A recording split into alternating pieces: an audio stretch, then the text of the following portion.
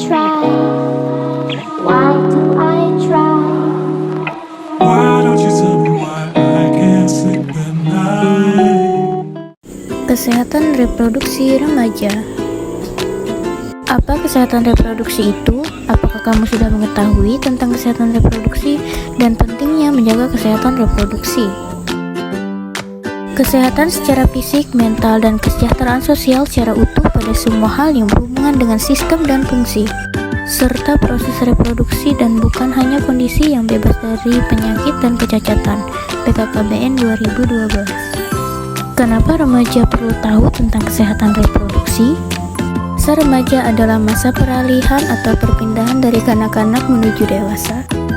Masa remaja terjadi perubahan fisik maupun biologis sehingga penting untuk tahu dan mengenal sistem reproduksi beserta perubahannya.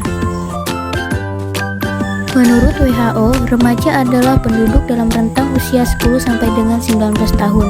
Menurut Peraturan Menteri Kesehatan RI Nomor 25 Tahun 2014, remaja adalah penduduk dalam rentang usia 10 sampai dengan 18 tahun. Dan menurut Badan Kependudukan dan Keluarga Berencana BKKBN, usia remaja adalah 10 sampai dengan 24 tahun dan belum menikah. Lalu bagaimana cara memelihara kesehatan reproduksi? Nah, kenapa harus menjaga kebersihan organ reproduksi? Yang pertama, karena terdapat rambut di sekitar alat reproduksi atau kelamin. Yang kedua, peningkatan kelenjar di sekitar alat kelamin. Dan yang ketiga, peningkatan produksi keringat di sekitar alat kelamin. Kelamin dan daerah sekitarnya menjadi kotor dan lembab sehingga mudah berkembang biak kuman dan jamur. Cara menjaga kebersihan organ reproduksi: membasuh dengan air bersih dari arah depan ke belakang dan keringkan menggunakan handuk kering sebelum menggunakan celana dalam. Karena lembab, jamur akan mudah tumbuh dan menyebabkan rasa gatal. Menggunakan celana dalam yang bersih, celana dalam tidak ketat, dan ganti 2 kali sehari. Hal-hal penting dalam menjaga kesehatan reproduksi pria. Jika berada di toilet umum, sebaiknya menggunakan air yang mengalir karena kemungkinan air yang berada di tempat penampungan mengandung bakteri dan jamur. Mencukur rambut kemaluan secara berkala untuk menjaga tetap pendek agar tidak banyak ditumbuhi bakteri, karena di samping itu ada bakteri yang tumbuh. Menggunakan air bersih untuk membilas alat kelamin sesudah buang air. Pria penting untuk melakukan sunat untuk mencegah penumpukan kotoran pada lipatan luar penis. Jaga kelembapan, jauhi kebiasaan yang meningkatkan suhu alat kelamin seperti memangku laptop di paha dekat alat kelamin. Hal-hal penting dalam menjaga kesehatan reproduksi wanita.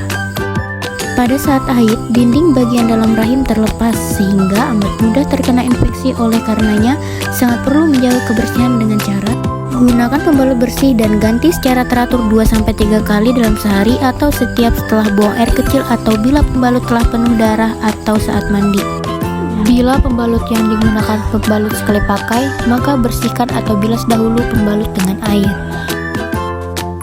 Bungkus pembalut kemudian buang di tempat sampah.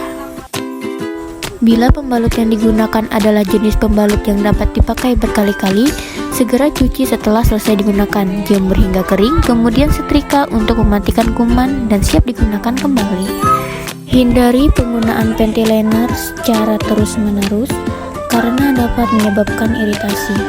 Hindari penggunaan cairan khusus pembersih organ intim karena akan mengganggu keseimbangan pH dalam vagina. Bila terlalu sering dipakai, justru akan membunuh bakteri baik dalam vagina yang akan memicu tumbuhnya jamur.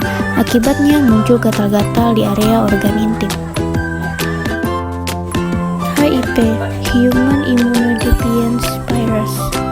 HIV adalah virus atau jasad renik yang sangat kecil yang menyerang sistem kekebalan tubuh manusia. AIDS atau Acquired Immunodeficiency Syndrome. AIDS adalah sebutan kondisi tubuh seseorang yang sistem kekebalan tubuh sangat rusak akibat HIV, sehingga berbagai penyakit ditemukan di dalam tubuh. Bagaimana cara penularan HIV? Melalui hubungan seksual, melalui transfusi darah yang ternyata darah yang ditransfusikan mengandung HIV.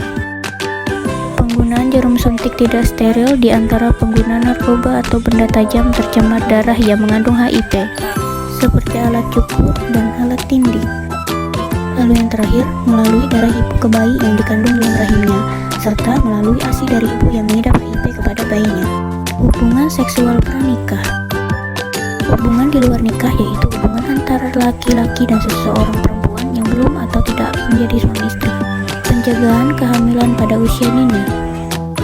Remaja putri harus berani mengatakan tidak bila teman laki-laki mengajak untuk melakukan hubungan seksual sebelum menikah.